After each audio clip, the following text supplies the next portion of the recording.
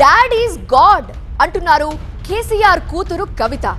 తన తండ్రి కేసీఆర్ ను తాను తిట్టలేదు అన్నారు. బీఆర్ఎస్ అధినేత కేసీఆర్ ని మాత్రమే తాను విమర్శించానంటున్నారు. ఇక మీదట విమర్శిస్తానన్నారు. ఆ దేవుడు టీఆర్ఎస్ ని తనకే రాసి పెట్టినట్టు ఉన్నాడు అన్నాడు కవిత. తాను హిందూ మహిళగా తన మొదటి ప్రార్థన తల్లిదండ్రులకే అన్నారు మాజీ ఎమ్మెల్సీ కవిత. పార్టీ ప్రకటన రోజు తన తండ్రిని విమర్శించలేదన్నారామె. ఓ పార్టీ అధినేతను మాత్రమే టార్గెట్ చేశానన్నారు. మా నాన్నని క్రిటిసైజ్ చేయలేదండి.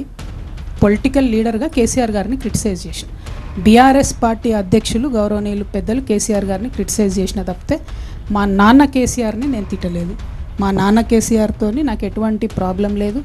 నాన్నగా ఆయన లేకపోతే నాకు జన్మనే లేదు. నేను ఒక హిందూ మహిళగా రోజు పొద్దున్న లేస్తే పూజ మెడిటేషన్ చేసే మహిళగా చెప్పేటటువంటి ఫస్ట్ 5 పేర్లలో తల్లిదండ్రుల పేరు కూడా ఉంటుంది.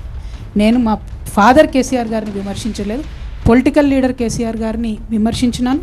బీఆర్ఎస్ వాళ్ళు కూడా తనను విమర్శించవచ్చన్నారు కవిత. తల్లిదండ్రులతోని నాకు ఎటువంటి సమస్య లేదు. బీఆర్ఎస్ పార్టీ అధ్యక్షులు కేసీఆర్ గారితో ఖచ్చితంగా నాకు ఐడియాలజికల్ విభేదాలు ఉన్నాయి. మొన్న విమర్శించిన, రేపు కూడా విమర్శిస్తా తప్పు చేస్తే. నేను తప్పు చేస్తే అట్లనే బీఆర్ఎస్ పార్టీ వాళ్ళు కూడా నన్ను విమర్శించవచ్చు. బీఆర్ఎస్ పాలనలో గ్రూప్ 1 లాంటి పరీక్షలు విఫలమవడం తనకు నచ్చలేదన్నారు కవిత. అంత పెద్ద ఐటీ మినిస్టరు, అన్ని దేశాలకు పోయి స్పీచ్లు ఇచ్చే ఐటీ మినిస్టర్ కేటీఆర్ గారు ఉండంగా టీసీఎస్ లాంటి కంపెనీతో మాట్లాడుకొని ఫుల్ ప్రూఫ్గా మనం ఎగ్జామ్స్ పెట్టలేమా అండి? టోఫెల్ పెట్టడంతో మాట్లాడుకొని పెట్టలేమా? జిఆర్ఈ పెట్టడంతో మాట్లాడుకొని పెట్టలేమా?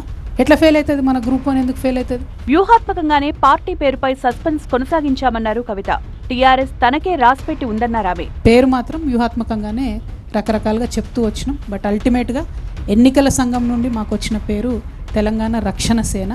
అంటే టీఆర్ఎస్ అనేది నిజంగా నాకే రాసి పెట్టున్నట్టుంది బ్రదర్. అది నేను 3rd చాయిస్ పెట్టిన, ఫస్ట్ చాయిస్ పెట్టలేదు, 2nd చాయిస్ పెట్టలేదు. 5 పేర్లు అడితే అందులో టీఆర్ఎస్ అనే పేరు వాళ్ళు వెతికి మరీ రక్షణ సేన ఇచ్చిండ్రు. కాబట్టి ఐఎమ్ హ్యాపీ. దేవుడు దయ ఉంది, దైవ నిర్ణయంగా నేను భావిస్తూ ఉన్నా. కాబట్టి తెలంగాణ రక్షణ సేన పేరుతోనే ప్రజల మధ్యలోకి వెళ్తాం. పాలకుల్లో అమ్మతనం లోపించడం వల్లే పాలన సరిగ్గా సాగడలేదన్నారు కవిత. చాలా మంది అవాకులు చెవాకులు పేలుతూ ఉన్నారు సోషల్ మీడియాలో. నేను అమ్మలాగా పరిణితి చెందాలనుకుంటున్నా అని చెప్తే అమ్మ ఎట్లయితావు, నువ్వు అమ్మ ఎట్లయితావు అంటున్నాను. 100% చెప్తున్నా.